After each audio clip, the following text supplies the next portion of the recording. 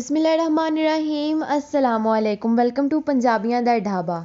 आज मैं आप लोगों के साथ कमर्शियल लेवल पे एक रेसिपी शेयर करूंगी। ये रेसिपी हमारी सबसे ज़्यादा सेल होने वाली रेसिपी है, दाल करेले की रेसिपी।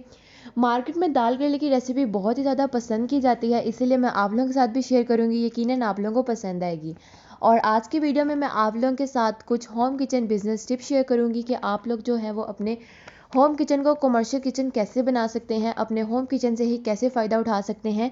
ये सारी टिप्स मैं आप लोगों के साथ शेयर करूंगी। एक बात जो मैं आप लोगों के साथ शेयर करना चाहूँगी वो ये है कि झूठी अना का झूठा बूता है, इसको तोड़ना है। ये नहीं सोचना कितना पढ़ा लिखा बंदा है, क्या कर रहा है, खाने पका रहा है या खाने का बिजनेस कर रहा है। कोई भी किसी से कमतर नहीं होता, कोई काम या छोटा बड़ा नहीं होता। काम सिर्फ काम होता है। काम अच्छा होता है या बुरा होता है। सबसे पहली चीज़ जो हमारे होम किचन के लिए बहुत ज़्यादा ज़रूरी है वो है मुस्तकिल मिजाजी। मुस्तकिल मिजाजी बहुत ज़्यादा ज़रूरी है। और सबसे अहम बात वो ये है कि अगर घर में किसी एक फ़र्द ने काम शुरू किया है तो बाकी दूसरे लोगों को उसका साथ देना चाहिए, उसको सपोर्ट करना चाहिए। नीयत को हमेशा साफ़ रखिए तो देखिएगा आपका काम ज़रूर चलेगा और अल्लाह ताला भी आप लोगों का साथ ज़रूर देगा। आप लोगों ने बाहर के मुल्कों में देखा होगा कि उनके जो घर हैं वो बिल्कुल सेटल्ड होते हैं। उनके घर सेटल्ड होने की वजह यही है कि उनके घर में जितने भी लोग होते हैं वो सारे कमा रहे होते हैं, कोई भी किसी एक पर डिपेंड नहीं कर रहा होता। मियाँ बीवी बच्चे सारे वहाँ पर मिलके कमा रहे होते हैं, इसीलिए जो उनका बजट है वो बहुत अच्छा चल रहा होता है। हमारे मुल्क में ऐसा होता है कि जो कमाने वाला होता है वो एक होता है और खाने वाले चार होते हैं, लेकिन बाहर के मुल्कों में ऐसा नहीं होता, इसीलिए वो हमसे ज़्यादा तरक्की पर है। अगर आप लोग अपने घर को मुआशी तरक्की देना चाहते हैं तो आप लोग अपने ख़वातीन के साथ मिलकर काम करें, उनको ऐसे होम किचन बिजनेस बना कर दें, उनको सपोर्ट करें उनके काम में। अपने घर में मुआशी इनकलाब लाएँ। अगर कोई भी बिज़नेस स्टार्ट करता है, छोटा बिज़नेस ही कोई स्टार्ट करता है तो उसको सपोर्ट करें। काम हमेशा छोटे पैमाने से स्टार्ट करें। जो भी खाना आप लोगों को सबसे ज़्यादा मज़े का बनाना आता है वो खाना बनाएं, उसको सेल करें। इस तरह कस्टमर्स के माइंड में ये बात रहेगी कि आप लोगों का जो खाना है वो बहुत ही ज़्यादा मज़े का है और फिर वो आप लोगों की बाकी डिशेस भी आप लोगों से ज़रूर मंगवाएंगे। ज़्यादा कोशिश आप लोग ये करें जो कि जो आप लोगों का खाना है वो फ्रेश होना चाहिए, खाने की क्वालिटी अच्छी होनी चाहिए। ये जो होम किचन बिजनेस है इसके अंदर बहुत ही मिनिमम इन्वेस्टमेंट है, लेकिन इसका प्रॉफिट जो है वो इससे भी डबल हो के आता है।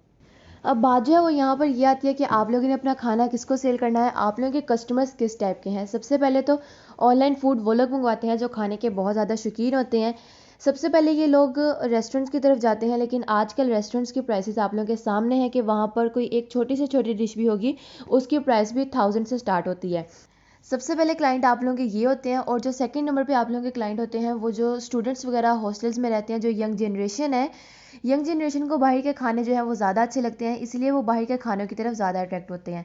तो आप लोग फास्ट फूड को भी अपने मेन्यू में ऐड करें, इससे भी आप लोगों को बहुत ही ज़्यादा जो है वो प्रॉफिट होगा। अब जो क्लाइंट्स की थर्ड कैटेगरी है वो लोग होते हैं जो वर्किंग पीपल हैं, जिनके पास बिल्कुल भी टाइम नहीं होता। जिनके घर में मियाँ और बीवी दोनों काम कर रहे होते हैं तो उनके पास इतना टाइम होता ही नहीं है कि वो लोग खाने की तरफ भी तवज्जो दे सकें। इस तरह के वर्किंग पीपल्स भी खाना बाहर से मंगवाते हैं और उनकी कोशिश होती है कि जो खाना है वो हेल्दी हो, लो प्राइसेस में हो और मज़े का भी हो। अब यहाँ पर सबसे ज़्यादा ध्यान आप लोगों ने इस चीज़ का रखना है कि आप लोगों को जो खाना सबसे ज़्यादा अच्छा बनाना आता है आप लोगों ने वही खाना बनाना है। अगर आप लोगों को चाइनीज़ बहुत अच्छा बनाना आता है तो आप लोग चाइनीज़ बनाएं और उसको सेल करें। और अगर आप लोगों को इटालियन खाना नहीं अच्छा बनाना आता और अगर आप लोग फिर भी उसको बनाते हैं तो आप लोगों के कस्टमर जब आप लोगों से उस खाने को मंगवाएंगे तो उनको वो खाना अच्छा नहीं लगेगा। इस तरह से वो आप लोगों से फिर दोबारा कभी भी कोई चीज़ ऑर्डर नहीं करेंगे।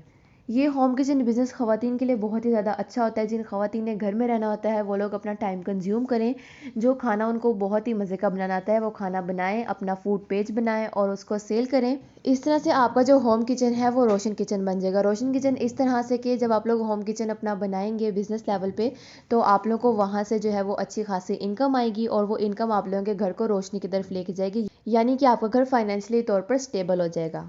इससे आप लोगों की तमाम ज़रूरियात पूरी होंगी और बच्चों की तमाम ख्वाहिशात पूरी होंगी। जब भी आप लोग कोई फूड पेज बनाएं सबसे पहले अपने दोस्तों को बताएं, अपनी सहेलियों को बताएं जो बचपन से आप लोगों के साथ हैं, जो आप लोगों के मसाइल को समझते हैं, उनको बताएं अपने फूड पेज का और उनको कहें कि आप लोग मुझसे खाना ऑर्डर करें। और वो लोग भी आगे से अपने रिश्तेदारों वगैरह को बताएं और अपनी सोसाइटी में अपने नेबर्स वगैरह को बताएं, अपने रिश्तेदारों को बताएं। फूड पेजेस जब आप बनाएं तो उसके व्हाट्सएप स्टेटस लगाएं, फेसबुक और इंस्टा पे पेज बनाएं, वहाँ पर पोस्ट करें। इससे जो आप लोगों का बिज़नेस है वो बहुत ही ज़्यादा ग्रो करेगा। अब यहाँ पर सबसे पहले आप लोगों ने जो अपना मेन्यू बनाना है, बहुत से लोगों को जो ग्राफिक डिज़ाइनिंग नहीं आती, उनको पोस्ट क्रिएट नहीं करना आती ये भी कोई टेंशन की बात नहीं है। आप लोगों ने सिंपल एक पेपर लेना है और उसके ऊपर पेन से अपना सारा मेन्यू लिखें कि आप लोग जो जो रेसिपी सर्व कर रहे हैं उस रेसिपी की प्राइस क्या है, एक प्लेट कितने की है, ये सारी चीज़ें उसके ऊपर लिखें। इससे आपको भी बहुत ज़्यादा जो है वो आसानी होगी। अब यहाँ पर जो बात जिससे आप लोगों को बहुत ही ज़्यादा मुश्किल पेश आएगी वो ये है कि जब आप लोग अपना फूड पेज बनाएंगे तो आप लोगों को अलग अलग ऑर्डर्स आएंगे, जिसमें से कोई एक ऑर्डर आता है कि वो कौरमा मांगते हैं और दूसरा ऑर्डर आप लोगों को आता है बिरयानी का। तो इस तरह से आप लोगों को बहुत ही ज़्यादा मुश्किल होगा और मैनेज भी नहीं हो पाएगा एक टाइम पे इतना ज़्यादा कुछ बनाना। तो आप लोग अपने मेन्यू में ये चीज़ भी शामिल करें कि जिसके अंदर आप डेज़ लिख दें और साथ रेसिपी भी लिख दें। यानी कि आप लोग लिख दें कि मंडे को हम निहारी बनाते हैं और ट्यूसडे को हम बिरयानी और वेडनेसडे को, इसी तरह से आगे से सारा पूरा जो है वो मेन्यू बना दें। इससे आपको बहुत ही ज़्यादा आसानी होगी। ये सारी वो टिप्स हैं जिससे आप लोगों का जो होम किचन बिज़नेस है वो बहुत ही ज़्यादा ग्रो कर सकता है। आप लोगों ने ये टिप्स फॉलो करनी है, यकीन करें आप लोगों का बिज़नेस ज़रूर ग्रो करेगा। कमेंट करके आप लोगों ने ज़रूर बताना है कि आप लोगों को वीडियो कैसी लगी। वीडियो लाइक कीजिएगा, चैनल को सब्सक्राइब कीजिएगा। See you in the next video. अल्लाह हाफिज़।